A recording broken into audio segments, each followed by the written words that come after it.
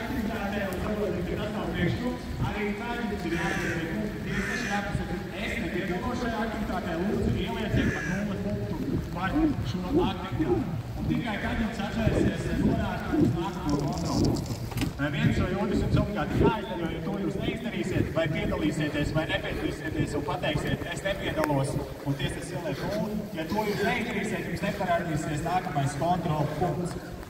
Tātad, ja sistēma, es ticu, ka tā nebūs, bet ja sistēmā gadās kaut kāda ķībela un kaut kas jūs prāt neiet, pirmais, kas ir jādara, spiediet refresh. Ja refresh nestrādā, ja nestrādā atjaunojošu un lapu sistēmu neiet uz priekšu, tad droši skatieties, ir tehniskā atbalsta saziņas iespējas lietotāju rokasgrāmatā, ko jūs saņēmāt e-pastā. Spēļu finišs, ko, kā jūs minējat, tas jauninājums nav jāgaida konkrēts laiks, lai nāktu uz finišu.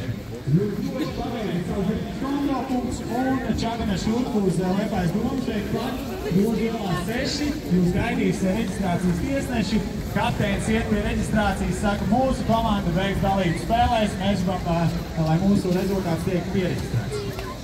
Visi, kuri ieradīsies šeit pēc 15:15, var gadīties, un visticamāk tā arī būs, jūs neiekļaus kopērcējumā. Tā kā esam punktuāli, līdz tiem 15:15 izzinām, koks mums ir jāizstāv.